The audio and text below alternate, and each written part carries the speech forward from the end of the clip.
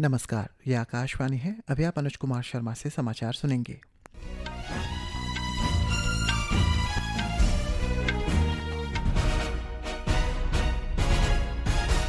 पहले मुख्य समाचार। संसद ने पेमेंट में देरी और विवाद सुलझाने की प्रक्रिया को आसान बनाने के लिए एमएसएमई डेवलपमेंट संशोधन विधेयक पारित किया। विपक्ष के हंगामे के बीच दोनों सदनों की कार्रवाई सोमवार तक के लिए स्थगित कर दी गई। प्रधानमंत्री नरेंद्र मोदी ने एनडीए के नए सांसदों से मुलाकात की। संसद में बार बार हो रहे व्यवधान पर चिंता जताई। केंद्रीय स्वास्थ्य एवं परिवार कल्याण तथा रसायन एवं उर्वरक मंत्री जेपी नड्डा ने अरुणाचल प्रदेश के कई पानीर जिले में बादल फटने और फ्लैश फ्लड से प्रभावित क्षेत्रों का दौरा किया। Indigenous faith and cultural society of Arunachal Pradesh इफ्साप द्वारा ईस्ट सियांग जिले में राहत एवं पुनर्वास कार्यों के समर्थन के लिए जिला प्रशासन को 3.16 लाख रुपए की सहायता राशि प्रदान की। भारत और चीन ने life of actual control LAC पर हालात पर चर्चा की। दोनों पक्ष सीमावर्ती इलाकों में शांति और स्थिरता बनाए रखने पर सहमत हुए। शतरंज में ग्रैंड मास्टर आर प्रज्ञानंद ने अमेरिका में अपना पहला सेंट लुइस रैपिड और बिल्स खिताब जीता। और आसाम में हो रही कोरिया मास्टर्स बैडमिंटन टूर्नामेंट में रक्षिता रामराज और अश्मिता चालिहान महिला सिंगल्स के सेमीफाइनल में पहुंची। अब समाचार विस्तार से। संसद में micro small and medium enterprises development संशोधन विधेयक 2026 पारित कर दिया गया। लोकसभा ने आज इसे मंजूरी दे दी। राज्यसभा ने ये बिल सोमवार को ही पास कर दिया था। ब्यौरा हमारे संवाददाता से। यह विधेयक भुगतान में होने वाली देरी को दूर करने और विवादों के समाधान की प्रक्रिया को आसान बनाने के लिए लाया गया है। इसके अनुसार हर केंद्रीय सार्वजनिक क्षेत्र के उपक्रम को सूक्ष्म लघु और मध्यम उद्यमों से खरीदी गई वस्तुओं या सेवाओं के सभी बिलों का भुगतान ऑनलाइन सिस्टम के माध्यम से करना होगा। विधेयक में यह भी प्रावधान है कि यदि विवाद की स्थिति में मध्यस्थता से समाधान नहीं निकलता तो 30 दिन के भीतर मामले के सुलह के लिए आर्बिट्रेशन के लिए भेजना होगा।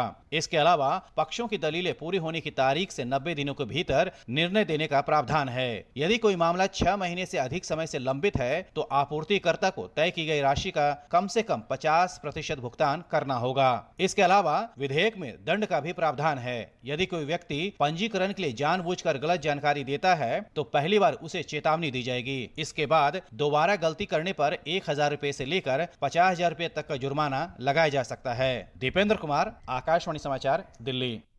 बिल के पारित होने के बाद पीठासीन अधिकारी दिलीप सैकिया ने सदन की कार्रवाई चलाने की कोशिश की और विरोध कर रहे सदस्यों से सदन को चलाने देने की अपील की।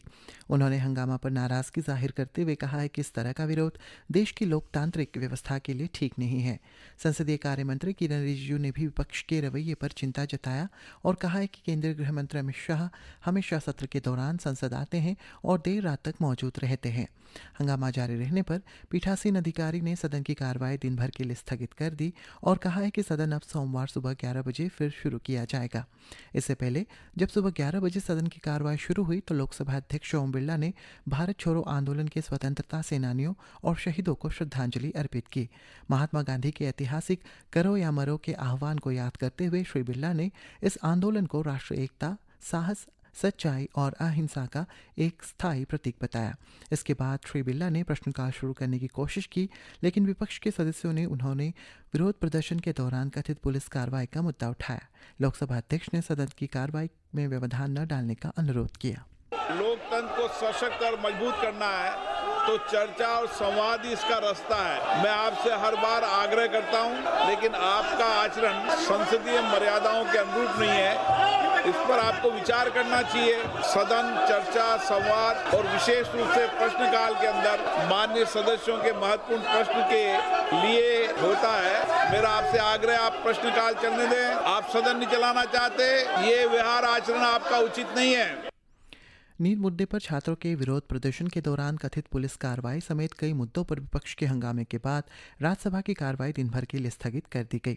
दोपहर 12 बजे पहली बार स्थगित होने के बाद जब सदन की कार्रवाई फिर से शुरू हुई तो अध्यक्ष सीपी राधाकृष्णन ने विपक्ष के हंगामे के बीच प्रश्नकाल शुरू कराया। केंद्रीय रेल मंत्री अश्विनी वैष्णव ने रेलवे में कवच और सिग्नलिंग सिस्टम लगाने से जुड़े सवाल का जवाब देने की कोशिश की, लेकिन अपना जवाब पूरा नहीं कर सके। हंगामा जारी रहने के कारण अध्यक्ष ने सदन की कार्रवाई दिन भर के लिए स्थगित कर दी और अब सदन सोमवार सुबह 11 बजे फिर शुरू होगी। प्रधानमंत्री नरेंद्र मोदी ने आज अपने आवास पर उन विभिन्न सांसदों से मुलाकात की जो हाल ही में एनडीए में शामिल हुए हैं। इनमें एनसीपीआई के और शिवसेना के सांसद शामिल हैं।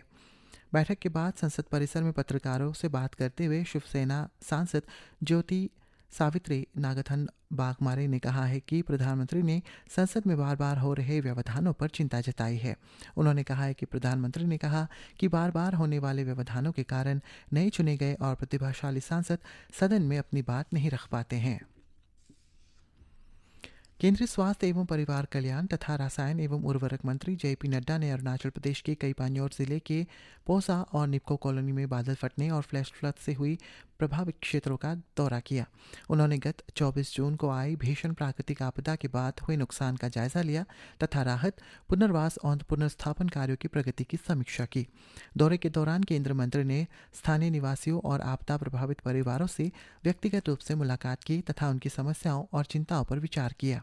उन्होंने आश्वासन दिया कि भारत सरकार अरुणाचल प्रदेश के लोगों के साथ मजबूती से खड़ी है तथा क्षतिग्रस्त बुनियादी ढांचे के पुनर्निर्माण, प्रभावित परिवारों के पुनर्वास और क्षेत्र में जल्द से जल्द सामान्य स्थिति बहाल कराने के लिए हर संभव सहायता प्रदान करने की केंद्र सरकार की प्रतिबद्धता दोहराई। इससे पहले केंद्रीय मंत्री ने ईटानगर में मुख्यमंत्री पेमा खांडू, उप मुख्यमंत्री चाउना मैन, अन्य मंत्रियों, विधायकों तथा राज्य के प्रशासनिक अधिकारियों के साथ भी एक समीक्षा बैठक की। बैठक में उन्होंने आपदा की स्थिति का आकलन कर सभी संबंधित विभागों को राहत, पुनर्वास और स्वास्थ्य सेवाओं से जुड़े कार्यों में और तेजी लाने के निर्देश दिए ताकि आपदा के बाद उत्पन्न होने वाले आवश्यकताओं को प्रभावी ढंग से समाधान किया जा सके।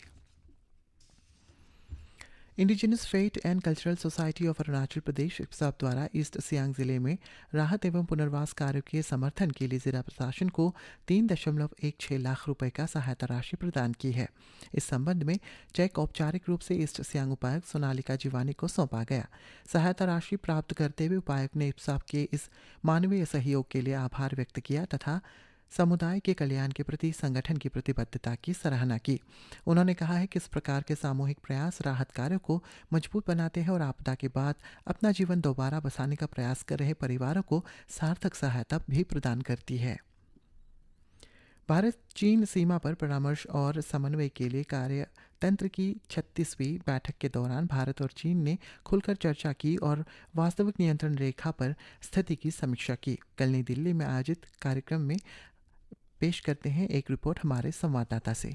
विदेश मंत्रालय ने एक बयान में कहा कि दोनों पक्षों के बीच सीमा निर्धारण, सीमा प्रबंधन, संस्थागत तंत्र को मजबूत करने और सीमा पार सहयोग से जुड़े मुद्दों पर विस्तृत विचार विमर्श हुआ। दोनों पक्षों ने इस बात पर बल दिया कि सीमा क्षेत्रों में शांति और स्थिरता बनाए रखना द्विपक्षीय संबंधों के समग्र विकास के लिए आवश्यक है। समाचार कक्ष से प्राची बाजपेयी। राष्ट्रपति द्रौपदी मुर्मू ने आज नई दिल्ली में राष्ट्रपति भवन में साल 2025 के लिए संत कबीर हथकरघा पुरस्कार और राष्ट्रीय हथकरघा पुरस्कार प्रदान किए। हथकरघा बुनकरों को उनकी कारीगरी, इनोवेशन और भारत की हथकरघा परंपराओं को बचाने में उनके योगदान के लिए कुल 22 पुरस्कार दिए गए, जिनमें 3 संत कबीर हथकरघा पुरस्कार और 19 राष्ट्रीय हथकरघा पुरस्कार शामिल थे। इस अवसर पर देश की समृद्ध और विविधता हथकरघा बुनाई परंपराओं का जश्न मनाने के लिए 4 यादगार डाक टिकट भी जारी किए गए। 12वें राष्ट्रीय हथकरघा दिवस के मौके पर आयोजित कार्यक्रम को संबोधित करते हुए राष्ट्रपति मुर्मू ने कहा है कि हथकरघा सेक्टर न केवल आजीविका का साधन है बल्कि समावेशी विकास का एक सशक्त माध्यम भी है। उन्होंने कहा है कि हजारों सालों से हथकरघा भारत की सांस्कृतिक और सभ्यतागत यात्रा का एक अहम हिस्सा रहा है। हमारे हथकरघा सेक्टर में भारत की रूरल प्रीमियम इकोनॉमी का सबसे सुंदर और मानवीय उदाहरण बनने की संभावनाएं बलवती हुई। महत्वपूर्ण हैंडलूम क्लस्टर्स को आधुनिक प्रौद्योगिकी और सामूहिक प्रशिक्षण विधियों से जोड़ा जा रहा है। बुनकरों की आय बढ़ाने के लिए अनेक पारदर्शी उपाय सरकार ने हाथ में लिए हैं। बुनकरों को उनकी मेहनत का पूरा लाभ सीधे मिलने के रास्ते खुले हैं। प्रधानमंत्री नरेंद्र मोदी ने आज राष्ट्रीय हथकरघा दिवस के मौके पर एक अंग्रेजी अखबार में केंद्रीय कपड़ा मंत्री गिरिराज सिंह का लिखा लेख शेयर किया। सोशल मीडिया पोस्ट में प्रधानमंत्री ने कहा है कि श्री सिंह ने अपने लेख में हथकरघा को भारत की सबसे बड़ी सांस्कृतिक ताकतों में से एक बताया और देश की समृद्धि और विविध क्षेत्रीय कपड़ा परंपराओं पर प्रकाश डाला है। कपड़ा मंत्री ने भारत के युवाओं से अपील की है कि वे हथकरघा क्षेत्र के अगले अध्याय का आकार देने और बुनकरों की आजीविका को मजबूत करने के लिए विरासत और तकनीक, रचनात्मकता और उद्यमशीलता को एक साथ लेकर आए। खेल जगत में भारतीय ग्रैंड मास्टर आर प्रज्ञानंद ने अमेरिका के grand chess tour Saint Louis rapid and blitz का खिताब जीत लिया है।